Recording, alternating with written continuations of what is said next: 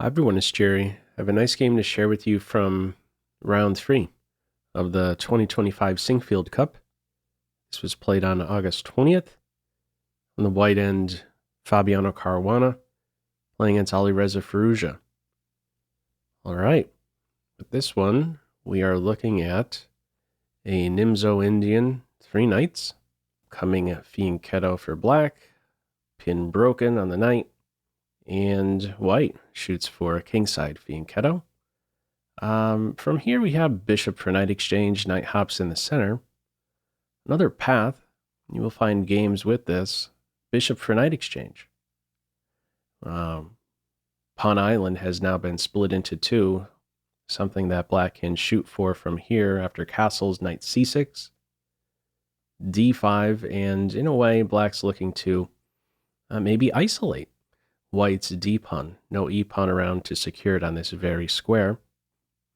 Not the path in this game. We see bishop for knight exchange, knight in the center, and we develop normally these next handful of moves at least, securing the bishop, developing a bishop, same sides castles game.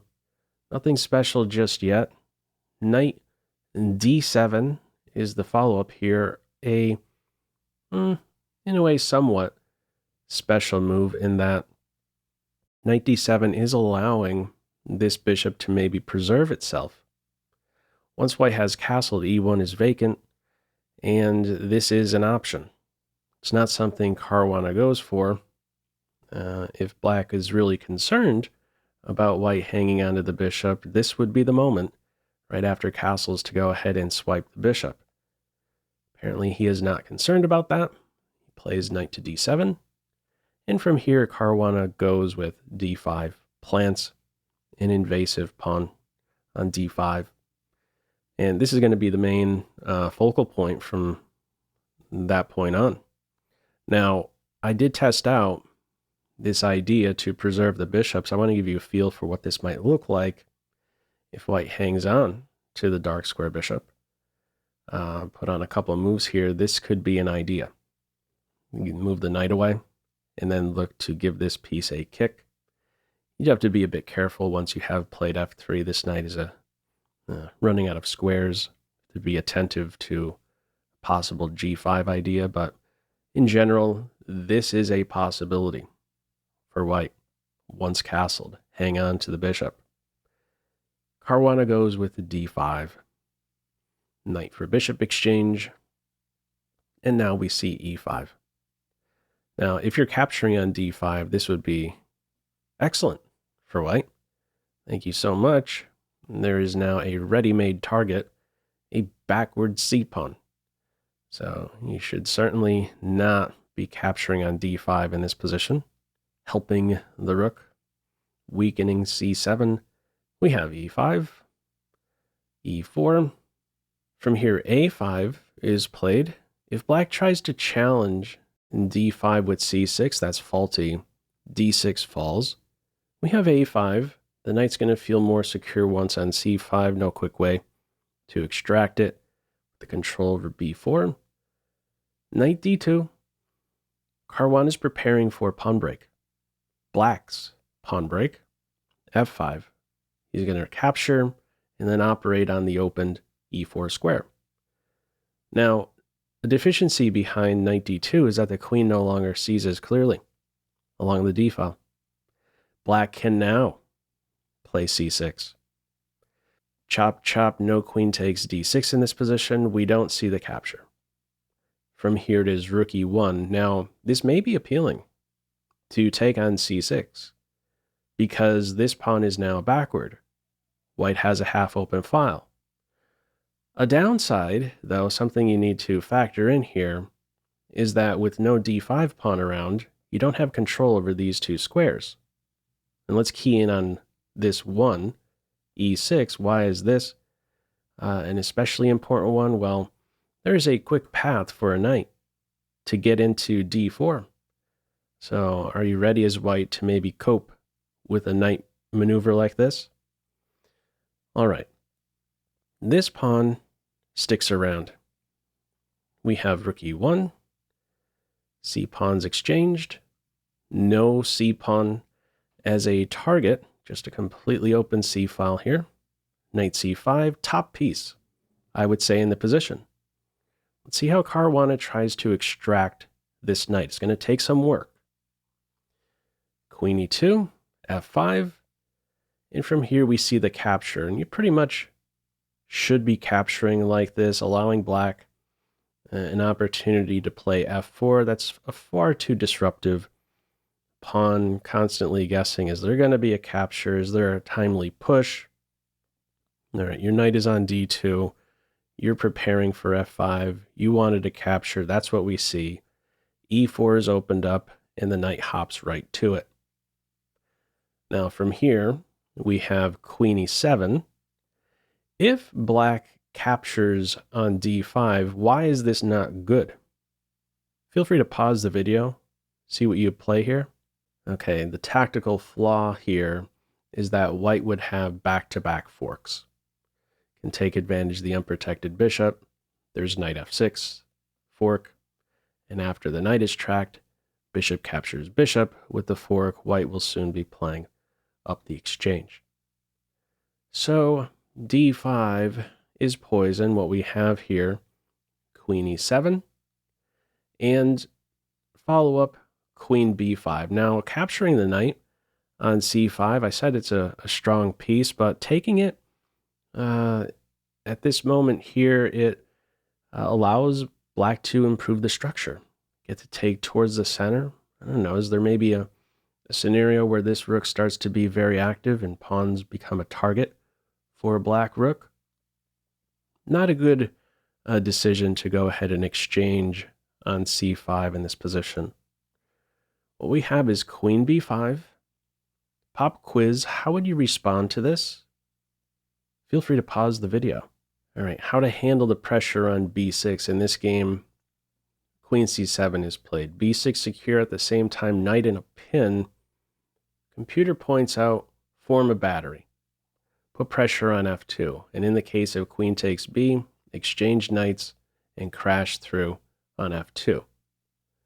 Now, a top line from here, it says to secure f2, careful how you do that. Rook e2 runs into this. Rook c2, this is the top line. d5 is now available with the rook on f8 rather than a8. There is no longer this trick, knight f6 with the fork, followed by bishop captures bishop with a fork. Playing this out a little bit more, this is what it is looking at. A major piece specific position, calls it about equal. All right, how it is played here, we see after queen b5, queen c7, b3. Caruana is baby stepping it on the queen side with b3. He wants to extract the knight. So b3, a3, b4 comes at a snail's pace, but eventually you will be able to establish a pawn on b4. If you kick off with a3, there's a4, holding up the b4 idea altogether with the grip over b3. So b3 as a start. Rook on a to f8. This pawn, keep in mind, still poison with the rook on a8. Still have that trick. Doubled rooks. From here, a3. Knight is in a pin, so you can't take the knight just yet to remove the defender of f2. The queen backs off. These 2 points remain defended. Pop quiz, how would you continue here? Feel free to pause the video. Okay, a downside with black's last move, the queen is no longer around, securing the bishop. And the bishop has one defender, but it is not a reliable defender. This knight can be captured, and it is at this moment. Knight takes knight at a moment when black cannot take towards the center. B takes knight, drops the bishop in this case, so you have to take with the d pawn. And now white gets to work with a very dangerous passed pawn. White is in the driver's seat here. This is very difficult to hold for black. There's only one base point to watch over. And this majority that black has on the queen side, pretty much an unhealthy majority. We're eventually going to see Caruana play a4, and these two pawns do a perfect job of holding up all three black pawns. So let's see what the attempt is here. Watch over f2, queen blockading, rook d2. This pawn right here was poison. You're running into a pin if you go ahead and collect it. I did play it out a little bit. If bishop takes, bishop d2 and e4, you could take here on e4. And there's these ideas even. A line like this, careful, the king's still on a light square.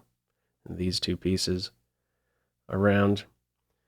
Okay, we do not see black go ahead and swipe this pawn. Blockaded is rook d2, king h8.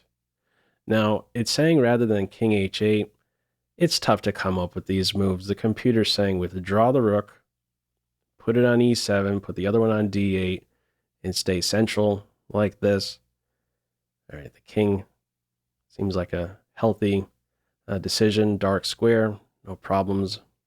Going to encounter with the light square bishop now. Follow up bishop e4. We repeat a little bit here. Rook e3, flight square. Not the greatest flight square, but what do you do in this position when the queens are still on? What type of flight square do you want to create? If you go here, maybe there's going to be a problem on this diagonal. You go with h6. This bishop can always control this flight square. It's difficult working with just these two. Okay, follow up a3.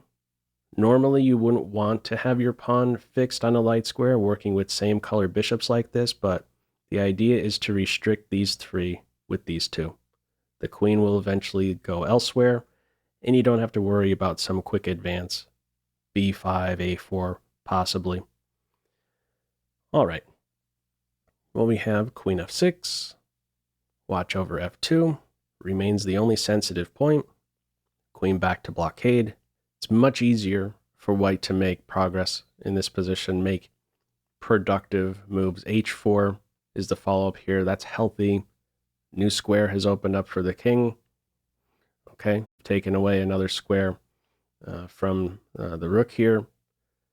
Rook backs off. Queen relocates to e4. And from here we have bishop a6. What else are you supposed to do here as black? What are you doing about e5?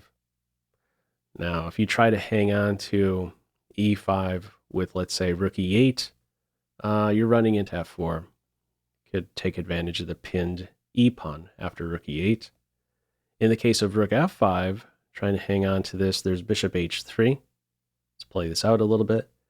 Bishop h3. All right, this is very awkward. Okay, this is a tactic that might be right around the corner. You can't save the rooks. Okay. What we have from here, bishop a6, rook up, and last ditch attempt here with c4. Pawn takes, queen b4, just hang on to these points. This is still going nowhere. This is secure on f2. From here, queen takes c4. We're going to see a queen exchange after that. If bishop takes, you work yourself into a pin. The play here is with queen takes, bishop takes, and the passed pawn runs. This is a perfect piece. Base point covered, ideally posted behind the passer. How do you stop it? Just rolls d7. From here, king g8 is played, and then this pawn falls. What happens if black tries to hang on to e5? With rook f5. Rook f5, there's f4 idea. Pawn takes, rook e8. You pretty much, when you have a pawn on the 7th rank here, try to get to one of these two squares with the rook. It's usually going to be excellent. This is one way you can do that. In the case of rook e6, there's rook c3. Getting to this square next, or at least trying to.